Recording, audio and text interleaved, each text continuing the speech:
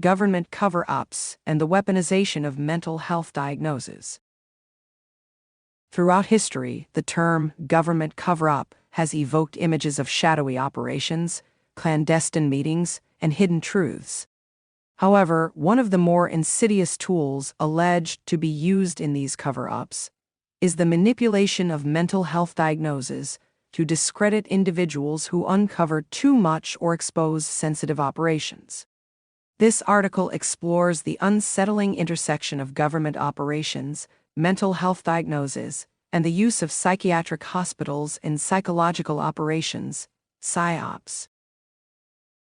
The role of mental health in discrediting whistleblowers.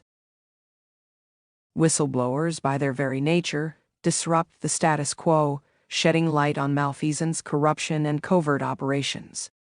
Governments, particularly those with a vested interest in maintaining secrecy, may employ various tactics to discredit these individuals. One such tactic involves the manipulation of mental health diagnoses. By labeling whistleblowers as mentally ill, governments can undermine their credibility, dismissing their claims as delusions or paranoia. This approach serves multiple purposes. Public perception. If a whistleblower is deemed mentally unstable, the public is less likely to believe their allegations. This helps to protect the government's image and maintain public trust. Legal grounds. Diagnosing whistleblowers with mental health conditions can provide legal grounds for detaining them in psychiatric hospitals, effectively silencing them and preventing further exposure of sensitive information. Intimidation. The threat of being labeled mentally ill and institutionalized can deter other potential whistleblowers from coming forward, ensuring that secrets remain hidden.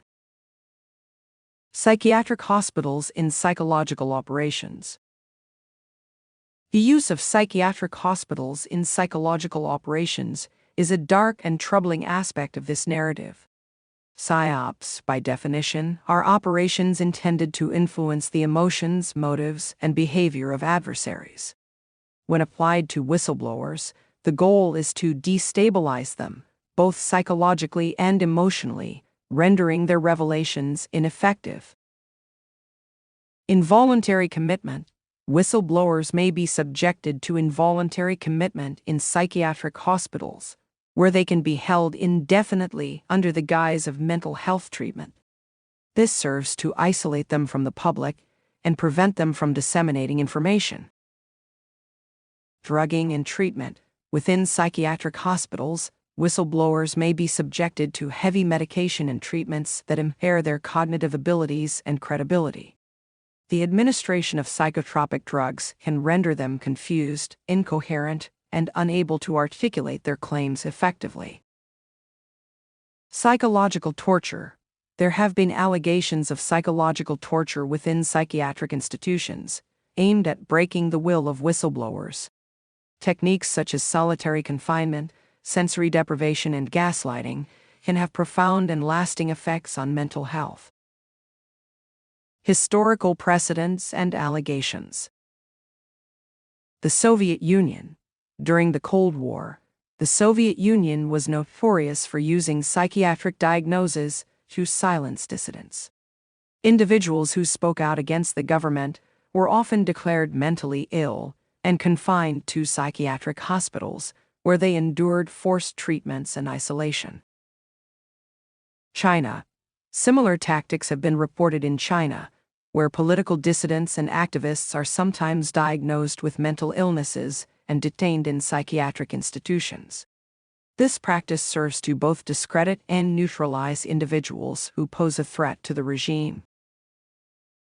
United States. Allegations have also surfaced in the United States, where some whistleblowers and activists claim to have been involuntarily committed to psychiatric facilities as a means of silencing them. While these cases are less documented, they highlight the potential for abuse within the mental health system. Protecting whistleblowers and ensuring ethical practices. To address the misuse of mental health diagnoses and protect individuals who expose corruption and wrongdoing, several measures can be implemented. Legal protections. Strengthening legal protections for whistleblowers is essential. This includes laws that prevent the use of involuntary psychiatric commitment as a means of retaliation. Whistleblowers should have access to legal representation and support to ensure their rights are upheld. Transparency and accountability. Increasing transparency and accountability within government agencies and psychiatric institutions can help prevent abuse. Independent oversight bodies should be established to investigate allegations of misconduct and ensure ethical practices are followed.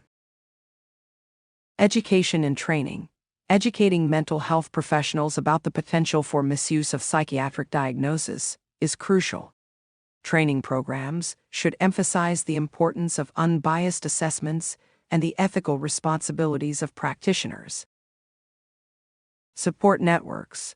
Establishing support networks for whistleblowers can provide them with the resources and assistance they need to navigate the challenges they face. These networks can offer legal, emotional, and financial support, helping whistleblowers stand up against retaliation. Navigating the complex intersection of mental health and government operations. The intersection of government cover-ups, mental health diagnoses, and the use of psychiatric hospitals in psychological operations presents a deeply troubling narrative.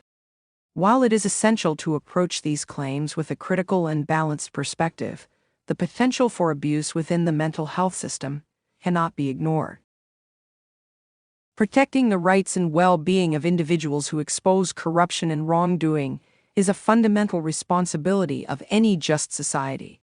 By strengthening legal protections, ensuring transparency and accountability, and fostering ethical practices within the mental health system, we can create a safer environment for whistleblowers and uphold the principles of justice and human rights. This article was converted for free by the courtesy of Audio Read. If you enjoy the service, please consider upgrading your plan to listen to up to 500,000 words per article. Simply go to audioread.com/ad and you'll see the upgrade option. Your support helps us keep making the service better. Thank you.